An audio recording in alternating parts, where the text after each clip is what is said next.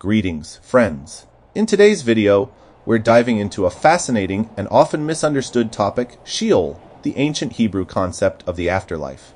Many people assume that Sheol is simply another word for hell, but is that really the case? What does the Hebrew Bible actually say about where people go when they die? We'll examine key biblical passages and uncover how Sheol was understood in ancient times. Does everyone go there, or just the wicked? Is it a place of judgment, or simply a resting place?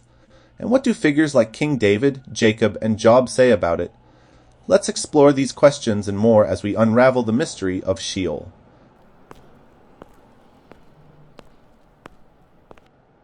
Hi, it's good to see you again. I've been thinking about our last conversation. Do you mind if I ask you another question? Not at all. What's on your mind? What do Jews believe happens when they die? We believe we go to a place called Sheol. Sheol? I've never heard of that before. What is it? Sheol is mentioned in the Hebrew Bible. It's essentially the realm of the dead, where all people go after they die, whether they were righteous or wicked. Now that you mention it, I think I've heard of Sheol before. Isn't that just another word for hell?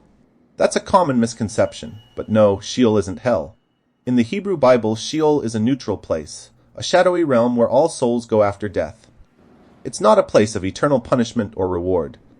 Oh, so you believe it is a translation issue? It's partly a translation issue, but it's also a difference in theological development. When the Hebrew Bible was translated into Greek in the Septuagint, the word Sheol was rendered as Hades, the Greek underworld. Hades had its own connotations of judgment and separation. Later, Christian theology associated Hades with hell, but that doesn't reflect the original meaning of Sheol in the Hebrew Bible. So, you believe Sheol isn't hell. Do people not get judged? In the Hebrew Bible, Sheol is not described as a place of judgment. It's a resting place for all the dead. For example, in Ecclesiastes 9 verses 2 to 3 it says, "The same fate awaits everyone, the righteous and the wicked, the good and the bad, the clean and the unclean, those who offer sacrifices and those who do not. As the good man is, so is the sinner. He who swears is he who shuns an oath." This passage shows that Sheol is the shared destiny of all people, regardless of their actions in life. But if both the righteous and the wicked go to Sheol, wouldn't that make it unfair? Shouldn't there be some kind of distinction between good and bad people?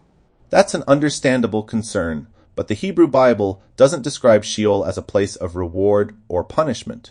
Instead, it's seen as a state of rest where all people are equal in death. For example, in Job 3 verses 13 to 19, Job laments his suffering and describes Sheol as a place of peace, saying that there, kings, prisoners, and the oppressed coexist, and no one is elevated above another. There the wicked cease from troubling, and there the weary are at rest. The prisoners are at ease together. They do not hear the voice of the taskmaster. The small and the great are there, and the slave is free of his master. This passage reinforces the idea that Sheol is not a place of torment, but rather a place where the distinctions of earthly life no longer apply. Even someone like King David? Surely he didn't go there? Actually, he did. David himself acknowledges this in Psalm 6 verse 5, where he says, "For in death there is no remembrance of you. In Sheol, who will give you praise?" David understood Sheol as a realm where no one, righteous or wicked, can actively engage with or praise God. He also mentions Sheol in Psalm 16 verse 10, where he says, "For you will not abandon my soul to Sheol, nor let your faithful one see decay." David expected to go to Sheol, but trusted in God's mercy that he wouldn't remain there forever. That's so different from what I've been taught. Are there any other examples of someone expecting to go to Sheol? Yes, Jacob the patriarch speaks about Sheol when mourning for his son Joseph in Genesis 37 verse 35. "I will go down to Sheol to my son," mourning. Jacob clearly anticipated joining his son in Sheol, which shows that Sheol is not exclusively for the wicked. It's the universal destination for the dead. But doesn't God have control over life and death? Absolutely. In 1 Samuel 2 verse 6, Hannah, the mother of Samuel, acknowledges this in her prayer. The Lord brings death and makes alive. He brings down to Sheol and raises up. This reflects the belief that God has complete authority over Sheol and the possibility of resurrection or deliverance from it. That's interesting. So, is there any hope beyond Sheol? There are hints in the Hebrew Bible of something beyond Sheol. For instance, Isaiah 26 verse 19 offers a glimpse of resurrection. Your dead shall live, their bodies shall rise. You who dwell in the dust, awake and sing for joy. For your dew is like the dew on fresh growth. You make the land of the shades come to life. And in Daniel 12 verse 2, the idea of judgment after death is introduced. Many of those who sleep in the dust of the earth shall awake, some to everlasting life, and some to shame and everlasting contempt. These verses suggest resurrection and divine justice, but they don't elaborate much further. So, it sounds like there's no clear concept of heaven or hell in the Hebrew Bible? That's correct.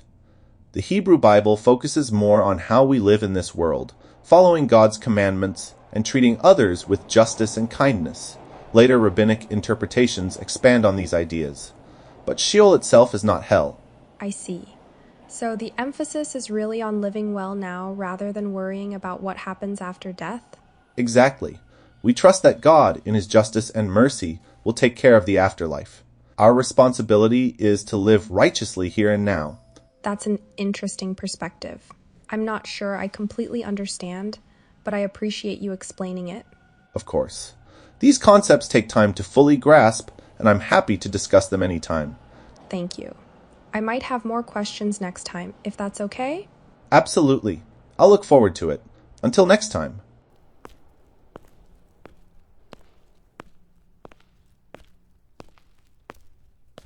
Thanks so much for watching. If you enjoyed this video, remember to like, share, and subscribe, and don't forget to check out my book. You can find the link in the description below. Your support means a lot and helps me create more content like this. See you in the next one.